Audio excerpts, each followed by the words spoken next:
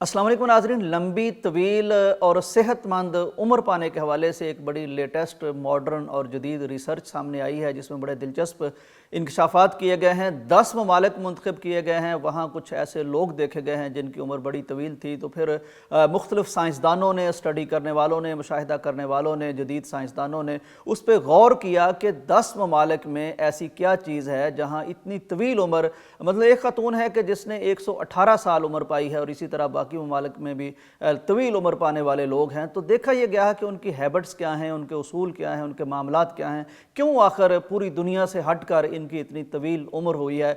तो इस स्टडी में जो चीज़ें सामने आई हैं मेरे लिए वो बड़ी दिलचस्प हैं, सबके लिए दिलचस्प हैं, लेकिन मेरे लिए खुसूसन इस हवाले से मैं बहुत चौंक गया हूँ कि ये जो उसूल यहाँ से अख़ज़ किए गए हैं, इनमें से ज़्यादातर उसूल वो हैं जो प्यारे पैगम्बर सल्लल्लाहु अलैहि वसल्लम ने सहराए अरब में बैठकर हमें बहुत पहले बता दिए थे। यानी ये वो उसूल हैं, मैं जो आपके साथ शेयर भी करता हूँ, जो प्यारे पैगम्बर सल्लल्लाहु अलैहि वसल्लम ने हमें बग़ैर किसी साइंस के, बग़ैर किसी लेबॉर्ट्री के, रिसर्च के, मुशाहिदे के, ये हमें बता दिए थे। अब मैं आपके साथ शेयर करता हूँ। मसलन पहला पॉइंट जो इस रिसर्च में सामने आया है कि तवील उम्र पाने का पहला उसूल ये है कि उनकी ज़िंदगी का कोई ना कोई मकसद था जिसकी वजह से हर रोज़ वो सुबह उठते थे। अब अंदाज़ा कीजिए कि हमें ये कुरान मजीद में बता दिया गया है कि वमा खलक़तुल जिन्ना वल इंसा इल्ला लियाबुदून, कि तुम्हें अल्लाह तबारक व तआला ने अबस, बेकार, रायगा और फजूल पैदा नहीं किया। तुम्हारी ज़िंदगी का कोई मकसद है। हर मुसलमान को मालूम है कि मेरी ज़िंदगी का क्या मकसद है, और ये इतना रासिख है मुसलमानों के यहाँ कि वो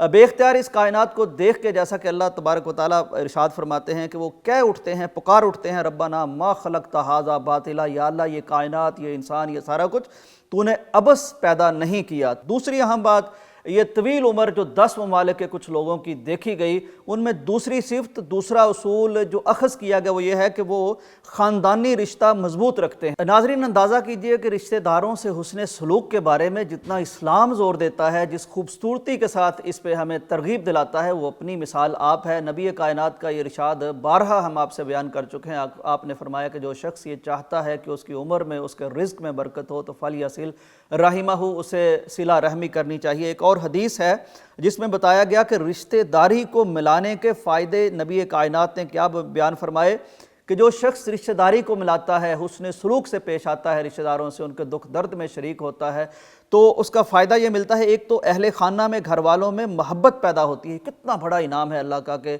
रिश्तेदारों में मोहब्बत हो जाती है। फिर दूसरा फ़ायदा ये बयान फरमाया कि उसमें सरवत में इजाफ़ा हो जाता है, मालो दौलत में इजाफ़ा हो जाता है। और तीसरा फरमाया कि उनके निशान कदम में यानी ताख़ीर हो जाती है, मतलब कि ज़्यादा निशानात कदम उनके ज़मीन पे कुर्राए अर्ज़ पर मुर्तसिम हो, मतलब लंबी ज़िंदगी मिल जाती है। लंबी ज़िंदगी हो तो ज़्यादा निशानात हो जाएंगे।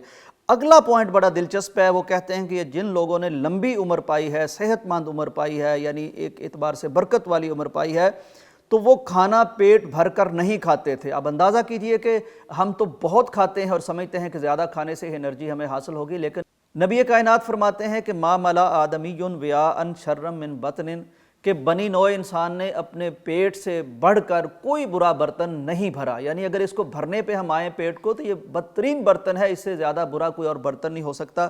फिर नबी कायनात फरमाते हैं कि बनी नौ इंसान के लिए तो चंद लुकमे ही काफ़ी हैं जो उसकी पुश्त को सीधा रखें, उसे प्रॉपर एनर्जी देते रहें।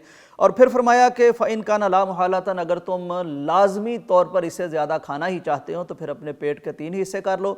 एक हिस्से में खाना होना चाहिए, एक हिस्सा पानी के लिए रख छोड़ें, पानी पी लें, और एक हिस्सा सांस की आमदो रफ्त के लिए होना चाहिए। यकीन कीजिए, तिब्ब नबवी उठा के देख लीजिए, नबी सल्लल्लाहु अलैहि वसल्लम की खुराक को देख लीजिए, और फिर आज के जितने डाइटिशियन हैं, जितने डॉक्टर्स हैं, उनकी एडवाइसेस को देख लीजिए, उनकी नसीहतों को देख लीजिए, उनकी रिकमेंडेशन को देख लीजिए कि आज जितनी दुनिया में बीमारियां हैं वो कम खाने की वजह से नहीं है, वो ज़्यादा खाने की वजह से हैं। आज आपका मोटापा है, आपके दिल की बीमारियां हैं, कोलेस्ट्रॉल है, शुगर है, ये सारा कुछ या तो ज़्यादा खाने से है या अगले जो उसूल आ रहा है उसके हवाले से है।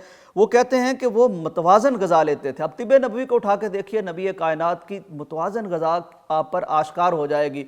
हदीस में आता है कि अगर आप नबी अलैहिस्सलाम खजूरें तनावल फरमा रहे थे तो साथ ककड़ी खा रहे थे और या तरबूज साथ खा रहे थे। यानी आपने हमेशा, अगर आपकी खुराक पे आप गौर करेंगे तो उसमें एक तवाज़ुन, एक हुस्न और इस एक ख़ास कैफियत नज़र आएगी। कम खाते थे, उम्दा खाते थे, मुतवाज़न खाते थे, और ये नबी अलैहिस्सलाम के इरशाद की रोशनी में।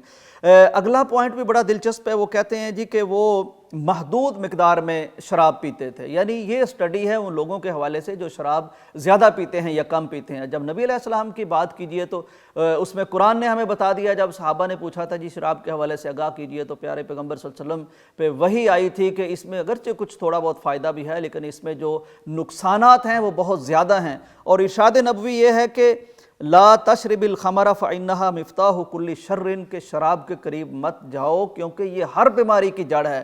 اندازہ کیجئے کہ مسلمانوں کو ہر اس چیز سے روک دیا گیا۔ اور بھی کئی چیزیں ہیں کہ جن میں شر ہے، آج سائنس بھی ڈھونڈ رہی ہے کہ جناب لمبی عمر اگر پانی ہے تو یہ انہیں ملے گی جو شراب کم پیتے ہیں، جو بالکل نہیں پیتے ظاہر ہے ان کو تو اور زیادہ اس کا بینیفٹ حاصل ہوگا۔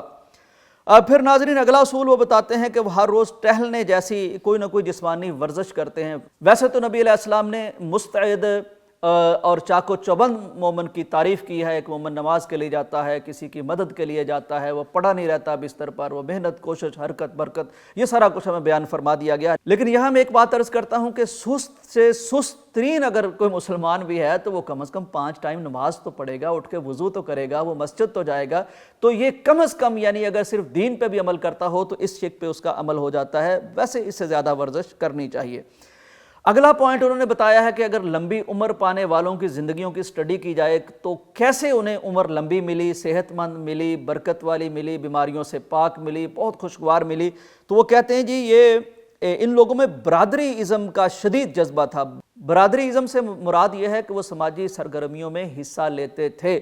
اب پھر آ جائیے خدمت خلق کے حوالے سے، رفاع عامہ کے حوالے سے، نبی علیہ السلام کے ارشادات کی روشنی میں ایک مومن کیسا ہوتا ہے۔ نبی کائنات بیان فرماتے ہیں کہ کسی محتاج کی ضرورت کے لیے اس کے ساتھ چلنا مجھے مسجد نبوی میں اعتکاف کرنے سے بھی اور شاید 1 مہینہ اعتکاف کرنے سے بھی زیادہ عزیز ہے۔ پھر آپ کا یہ ارشاد غور کیجئے، فرمایا خیر الناس من ینفع الناس، کہ بہترین آدمی وہ ہے جو لوگوں کے لیے بہترین ہے۔ اور پھر بے شمار اس پہ آپ کی احادیث ہیں۔ ایک دفعہ رسول کریم صلی اللہ علیہ وسلم گزر رہے تھے، کچھ لوگ بیٹھے ہوئے تھے، آپ صلی اللہ علیہ وسلم نے فرمایا کہ کیا میں تمہیں بتاؤں کہ تم میں سے اچھے لوگ کون ہوتے ہیں، تم میں سے برے لوگ کون ہوتے ہیں؟ تو صحابہ نے گزارش کی کہ جی ضرور فرمائیے۔ تو آپ نے فرمایا کہ اچھا آدمی وہ ہوتا ہے جس سے خیر کی امید رکھی جائے، بھلائی کی امید رکھی جائے، لوگ توقع رکھیں گے اس سے ہمیں برائی نہیں پہنچے گی، شر نہیں پہنچے گا، ان سے ہمیں خیر پہنچے گی۔ تو یہ اصول بھی آج کی جدید سائنس ثابت کرتی ہے کہ جن لوگوں میں یہ طرز عمل ہوتا ہے، یہ عادت ہوتی ہے، یہ رویہ ہوتا ہے، یہ ہیبٹ جن کی ہوتی ہے تو وہ طویل عمر پاتے ہیں۔ یہ ذرعی اصول بھی پیارے پیغمبر صلی اللہ علیہ وسلم نے ہمیں دے دیا ہے۔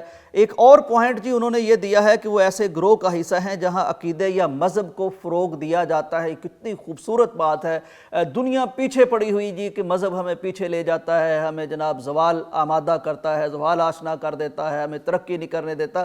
یہ تمہاری ہی سائنس ہے، انہی کی ریسرچ ہے، انہی کا جناب کہنا ہے کہ مذہب سے اٹیچ لوگ بڑے مضبوط ہوتے ہیں، ان کے اعصاب مضبوط ہوتے ہیں، ان کا ذہن مضبوط ہوتا ہے، ان کا جسم مضبوط ہوتا ہے اور وہ لمبی عمر پاتے ہیں۔ تو اہل مذہب کو خوشخبری ہو، دینداروں کو خوشخبری ہو کہ ان کے لیے آج کی سائنس بھی یہ مان رہی ہے کہ بھائی تم زیادہ جی سکتے ہو، تم زیادہ بابرکت زندگی پا سکتے ہو۔ پھر ناظرین انہوں نے کہا کہ وہ ایک دوستانہ ماحول، اچھی طبیعت، یہ سارے حسن اخلاق کے وہ معاملات ہیں جو پیارے پیغمبر صلی اللہ علیہ وسلم نے ہمیں دے رکھے ہیں۔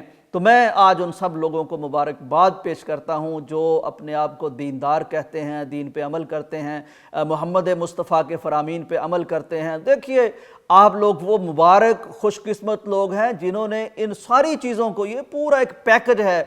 ہم کہتے ہیں نا کہ ربنا آتنا فی الدنیا حسنۃ وفی الآخرۃ حسنہ، کہ یا اللہ دنیا بھی بیسٹ کر دے، آخرت بھی بیسٹ دے دے۔ تو ہمیں نہیں پتا تھا کہ دنیا بیسٹ کیسے ہے۔ ایک پیکج اللہ تعالیٰ نے نبی کائنات کی صورت میں ہمیں دے دیا، پیارے پیغمبر کی سیرت، آپ کی زندگی، وہ ضابطہ اخلاق ہمارے لیے ضابطہ حیات بنا کے دے دی، اور ہمیں صرف ایک حکم ہم نے مانا دیا اللہ تعالیٰ نے، لقد کان لکم فی رسول اللہ اسوۃ حسنہ، یہ بیسٹ زندگی ہے تمہارے لیے، ہم نے مان لیا۔ آج دنیا ریسرچ کرتی ہے، سائنس ریسرچ کرتی ہے، جدید سائنس کے ماہرین، عمرانیات کے ماہرین ہمیں بتاتے ہیں کہ وہ جو 14 صدیاں پہلے پیغمبر کا ایک ایک ارشاد ہے، ایک ایک فرمان ہے، اس پہ ریسرچ کر کے آج ہماری دلی خوشی کا اہتمام وہ کرتے ہیں کہ جناب اس میں یہ خیر ہے، اس میں یہ خوبی ہے، اس میں یہ خوبی ہے۔ یہ خوبیاں تو ہمیں مقدر ہو ہی گئیں، نصیب ہو ہی گئیں، لیکن سب سے بڑی ہماری خوش قسمتی یہ ہے کہ ہم نے محمد مصطفیٰ مصطفیٰ کی بات کو مانا ہے، وہ بات مان کے یہ دنیاوی چیزیں فائدے یہ ضمناً ہیں، لیکن اصل فائدہ آخرت میں ملنا ہے، اور وہ نبی کائنات کی اتباع کا فائدہ ہے جس سے ہمیں جنت ملے گی، یعنی دنیا بھی بہترین اور آخرت بھی بیسٹ۔ مبارک ہو ان لوگوں کو جو محمد مصطفیٰ صلی اللہ علیہ وسلم کی باتوں کو اپنی آنکھوں کا سرما بناتے ہیں، اپنی پیشانی کی ٹھنڈک بناتے ہیں، اپنے سینے کے لیے نور سمجھتے ہیں اور اس پہ عمل کرتے ہیں۔ آج جدید سائنس بھی یہی کہتی ہے۔ اجازت دیجیے، اللہ حافظ۔